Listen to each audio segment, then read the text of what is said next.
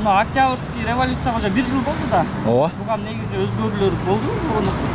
Жок, жашоодо билбейм, өзгөрүү болот деп атышат эми. Күтүп эле атабыз. 1 жыл болду да. Ооба. Кандай өзгөрүү сиз үчүн мисалы көз карашыңыз боюнча? Менин көз карашым боюнча өзгөрүү күчтүү боло элек. Ошол бойдон. Жок, эми ошол бойдон дешке кыйын. Эми биз баягы жөнөкөй адамдар билбейбиз да кайсы жерде эмне өзгөрүлүп атканынчы. Главное турмуш жакшы болсо болду. Эми пока өзгөрүү деле жок го дейм, көрүнбөйт го. Менин оюмча, баягы эле болуп келатат. Кайра эле. Пока кандай болот эми? Жакшы эле деген эле үмүт бар. Оңоп кетет го деп элечи. Садыр Нуркожоевич. Башканы билбейт. Октябрь окуясындачы? 1 жыл болду. Жашооңузда өзгөрүү болдубу?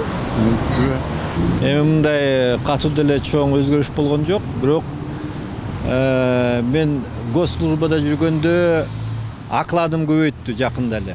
Аклад. Мен өзүм пенсионермин.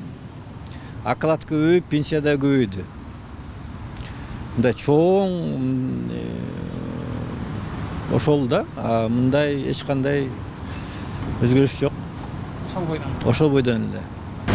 Эч нерсе, по-моему, анча жакшы нерселер деле болгон жок. На том же уровне. И может даже Кандай өзгөрүүлөр болду дейсиз? Өзгөрүүлөр болгондо андай деле байкалбады го өзгөрүүлөр. Ошол эле бойдон. Ошол эле боюнча өзгөрүү жок. Октябрь окуясына 1 жыл болду да. Сиздин жашооңузда эмне өзгөрүү болду ушул 1 жыл ичинде?